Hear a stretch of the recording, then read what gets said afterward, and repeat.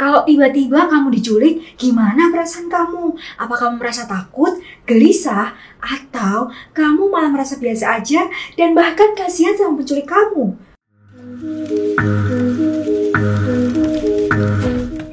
Loh, gimana sih? Kamu yang diculik, malah kamu yang kasihan sama penculiknya. Nah, kali ini aku bakal bahas kasus Stockholm Syndrome. Gangguan psikologis pada korban penyanderaan, di mana si korban malah merasa simpati, bahkan jatuh cinta kepada sang pelaku. Bingung nggak tuh? Yaudah yuk langsung aja kita bahas. Yang pertama adalah Sveriges Kreditbank Stockholm. Pada tahun 1973, Jan Erik Olsson, seorang mantan kriminal, menyandera 4 karyawan salah satu bank terbesar di Stockholm, Swedia. Kejadian itu berlangsung selama 5 hari, dari tanggal 23 hingga 28 Agustus 1973. Ketika warga Swedia khawatir dengan nasib para sandera itu, para sandera malah merasa sangat aman di dekat sang penculik. Mereka mengatakan bahwa para penculik berperilaku baik pada mereka. Si penculik memberikan jaket wol kepada seorang sandera yang bernama Kristin Enmark saat ia menggigil kedinginan.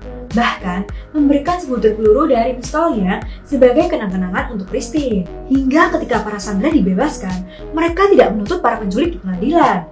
Mereka malah mengumpulkan uang untuk membela para penculik tersebut. Polisi Stockholm akhirnya meminta bantuan Nils Beckström, seorang kriminolog dan psikiater Swedia, untuk menganalisis kasus ini. Nils mengatakan para sandera berada di bawah pengaruh pencucian otak oleh para penculiknya. Kehidupan sandera menjadi sangat bergantung pada penculiknya, sehingga rasa kepasrahan dan kepatuhan mulai muncul. Jadi, sedikit kebaikan dari si penculik membuat sandera merasa sangat bersyukur. Lanjut ke kisah kedua, yaitu Colin Stan. Kisah bermula ketika Colin Stan mencari tumpangan untuk pergi ke pesta ulang tahun temannya. Dia bertemu dengan pasangan muda bernama Cameron Hooker dan istrinya, Janice, yang menawarkannya tumpangan. Namun keberuntungan yang terjadi pada 19 Mei 1977 tersebut justru berubah menjadi petaka.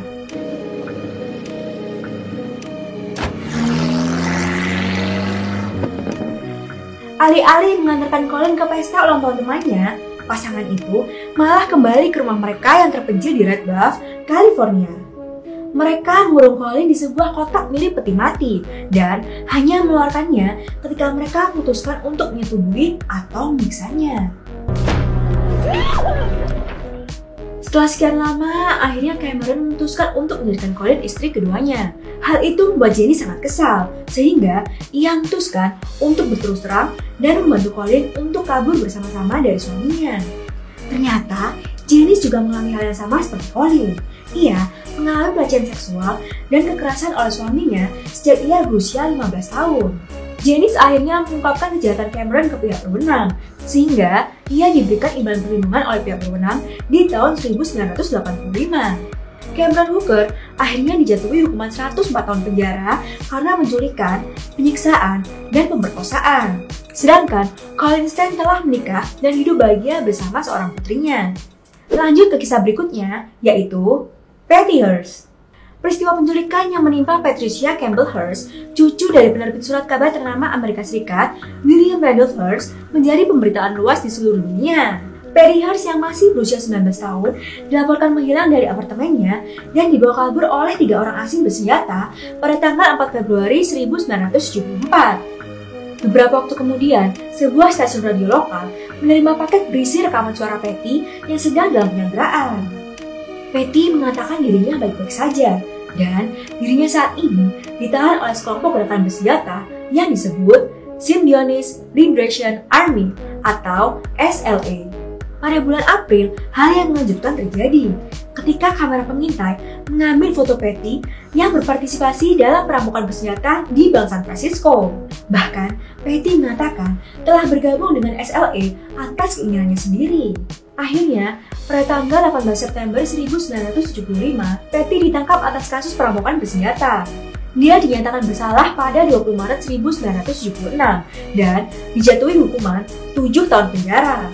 Namun berkurang menjadi 21 bulan karena diringankan oleh Presiden Carter. Setelah bebas, dia kemudian menikah dengan pengawalnya dan dia diampuni oleh Presiden Clinton pada Januari 2001. Lanjut ke kisah terakhir, yaitu Natasha Kampusch. Natasha Kampusch dinyatakan hilang pada 2 Maret 1998. Dia hendak pergi berangkat sekolah, namun gadis itu tidak pernah kembali lagi. Hingga salah satu seorang saksi berusia 12 tahun menghubungi polisi dan mengatakan bahwa Natasha dipaksa masuk ke dalam sebuah mobil van berwarna putih. Polisi pun memeriksa ratusan minivan berwarna putih untuk menemukan penculik Natasha.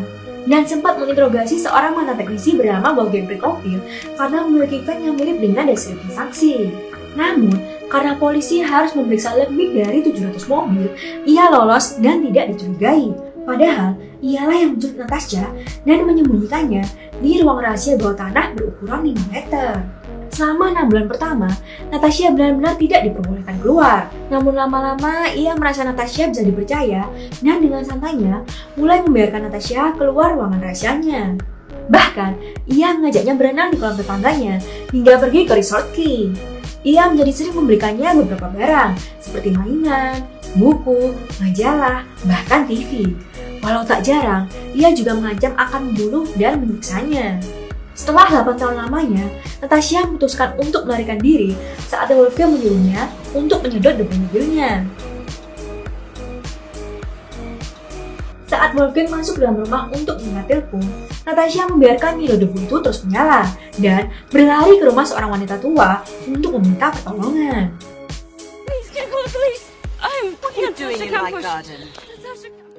Ketika polisi mencoba menangkap Wolfgang, ia mati tertabrak kereta saat mencoba melarikan diri, dan Natasha dikatakan menangis saat mendengarnya. Ia akhirnya menulis kisahnya dalam autobiografi dengan judul 3099 Days yang kemudian diangkat menjadi film dengan judul yang sama. Oke guys, itu dia kisah tentang Stockholm Syndrome yang terkenal. Wah, ngeri banget ya, udah diculik tapi malah saya sama menculiknya karena mereka merasa diperlakukan dengan baik. Buat kamu semua tetap hati-hati ya, apalagi kalau ketemu sama orang gak dikenal. Untuk selanjutnya, kalian pengen aku bahas apa lagi nih? Komen di bawah ya. Terima kasih dan sampai jumpa.